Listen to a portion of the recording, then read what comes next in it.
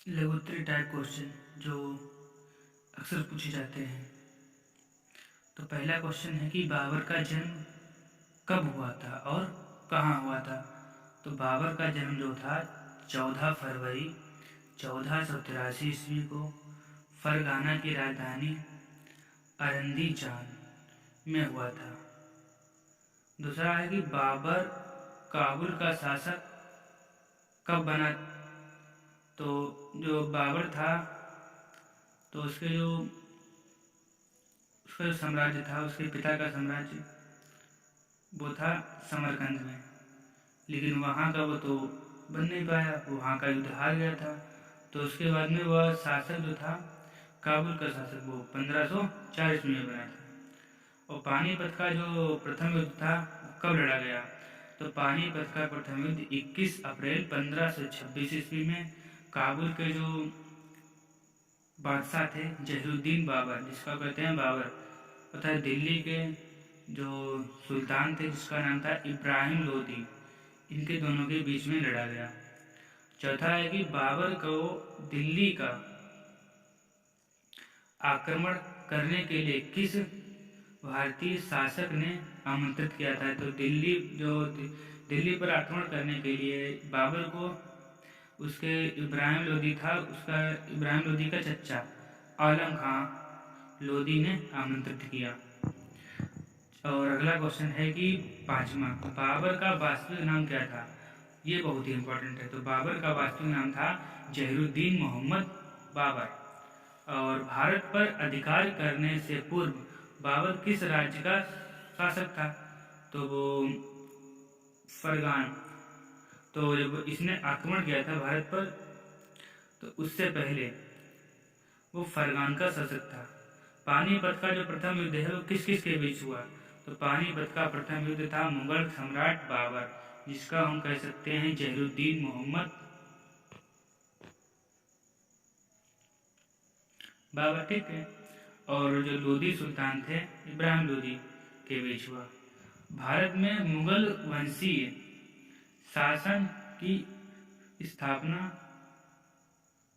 किसने की। तो भारत में मुगल वंशीय शासन की स्थापना मुगल सम्राट बाबर ने की। खनाबा के युद्ध में बाबर ने किस प्रकार भारतीय शासकों को पराजित किया। तो खनाबा के युद्ध में बाबर ने राणा सांगा को पराजित किया था। खनाबा का युद्ध किस वर्ष हुआ था। तो खनाबा का युद्ध कब हुआ था। खनाबा का युद्ध हुआ था 1527 ईस्वी में। ये वेरी शॉर्ट आंसर है कि महमूद द्वितीय गद्दी पर कब बैठा था। महमूद द्वितीय गद्दी पर कब बैठा था। तो इसका पहला आंसर है 1512 ईस्वी में। दूसरा है कि जहीरुद्दीन मोहम्मद बाबर का जन्म हुआ था, याद है किसी को। नहीं याद, जरूर बता रहे हैं। 1483 ईस्वी में बाबर का प्रथम आक्रमण हुआ था। बाबर ने प्रथम आक्रमण कौन सी ईस्वी में किया था। देखिए भाई, चलो कोई बात नहीं। उसने जो बाबर ने प्रथम आक्रमण किया था 1529 ईस्वी में। चौथा है कि बाबर पर जो बाबर है उसने भारत पर आक्रमण के समय दिल्ली का शासक कौन था। तो वो तो था ही इब्राहिम लोदी। कौन था। इब्राहिम लोदी था। बाबर का मकबरा कहाँ स्थित है। बाबर का मकबरा जाहिर सी बात है, वो काबुल का शासक था तो काबुल में ही स्थित होगा। तो इसका मकबरा भी काबुल में ही स्थित था। बाबर ने राणा सांगा को किस युद्ध में पराजित किया था।